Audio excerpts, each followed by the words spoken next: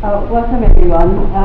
My name is Khorshed, as I was introduced, from City Lit College, which is just up the road at Holborn. We are one of the largest adult education colleges in London at least. My research was on using a blended approach to professional development.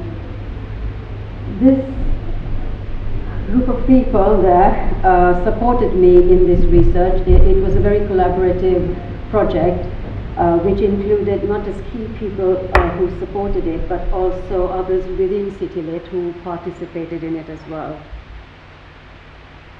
The rationale behind it was CityLit, being an adult education college, employs industry specialists who have a lot of experience in their subject area, and they are hired to teach those very niche courses for whatever subject area that you may think of, from humanities subjects, astronomy to fashion, to all sorts. But what that entails is that very many of them remain subject professionals and have not decided to undertake teacher training. We do a lot of professional development within the college itself, which does support them. But this project was devised to recognize the experience of teaching they have besides their subject specialisms as well. So that was the rationale. The other thing was to use a process which wasn't going to be too onerous. So we were going to use accreditation of prior experiential learning as the process for them to get the equivalence of the qualification that they would normally need for their role.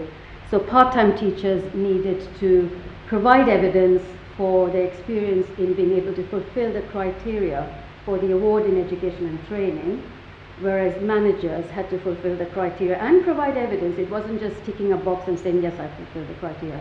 They had to, so it was a very rigorous process. And they had to provide evidence to the equivalence of the diploma in education and training. So what we did was we started with interviews to get the starting points. We sent them a self-assessment audit, which they had to complete and against which they had to say what evidence they were going to provide. And then we also created, with the help of our e-learning colleagues, an APEL Google site. And on that Google site, what we had were instances of micro-learning. Now, it's said that our attention spans are reducing. And so that's one of the reasons why a lot of part-time teachers don't want to come and sit in 3-hour, 5-hour workshops in order to update their professional development.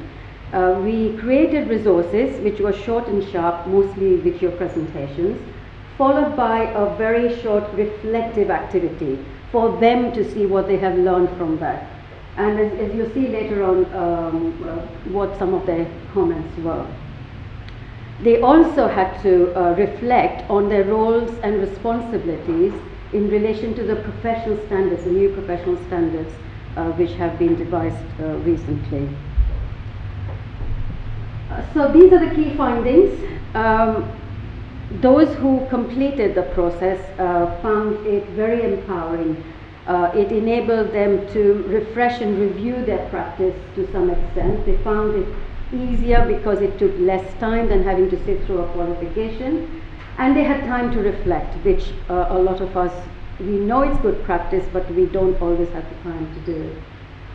Some lessons we learned were that you will succeed if you have an intrinsic motivation. So if you want to have that recognition, if you want your experience recognized, you will go for this process and achieve.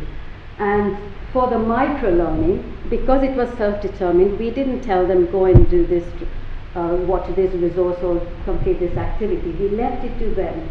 Because they had a self-assessment audit, they knew already where their weaker areas might be, so they could go and visit those resources which supported them. But again, this is changing of mindsets, isn't it? Because we'd rather be just told, just do this and get on with it. Well, I'll let you look at some of the feedback comments, which I found quite pleasing for myself. and for CityLit, because it just showed that those who did engage with it were really pleased with the results that they achieved, and to get recognition for your experience is something quite empowering.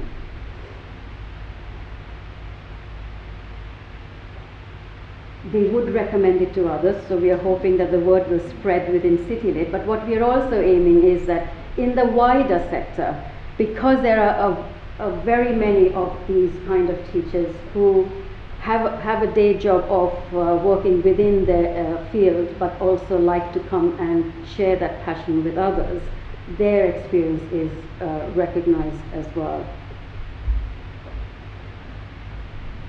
So going forward, we are offering it to our staff as an alternative route to teacher training. Mind you, this is for experienced teachers. If we employ someone very new to teaching, we would obviously put them through the appropriate training.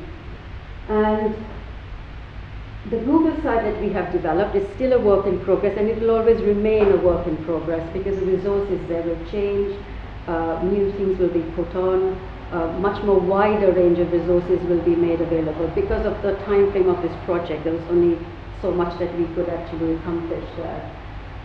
We want to work with specific subject areas as well, where people can buddy up and work together, so you always feel safer, you know that someone else is going through the same thing as you are.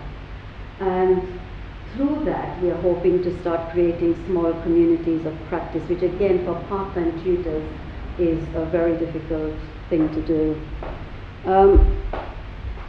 Now, I'm just going to give you a little leaflet on which, if you have, does anyone have a barcode? If you do, you can actually use a QR code to go to the APEL website, but I know the time is short, so that may not be a possibility. So if I give you the leaflets, you can always go away and have a look. The site is open, there's guest access for people to be able to use the resources and activities as well. Do you have any questions before I finish? Yes. Can I ask how many staff access? How many participants did you have? We started with 18 participants. 18? Yes. But 5 successfully completed it because they needed to gather the evidence. And some of them being part-time tutors, either the course might have been cancelled or they may have decided not to work in that particular time frame. So we lost a few, but they haven't withdrawn. No. They're still there and waiting to carry on. Thank I didn't want to put a deadline on the actual process itself. Thank you. Was it entirely voluntary or was it sort of mandatory? Well, we knew the people who didn't have any qualifications, so we did approach them, but we didn't coerce them into doing it. Were these resources developed yourself, or were they based on other kind of CPD courses? A lot of the resources we created ourselves because we wanted them to be short and sharp, but that's not to say that we won't use resources which are already available as well. Yeah, are there any plans to share this? Yes. The library resources in there? Yes, yes. If you download Barcode or any barcode reading app, you'll be able to go straight onto the site from it. But it will also be available on the external page. Yeah. Thank you very much. Okay.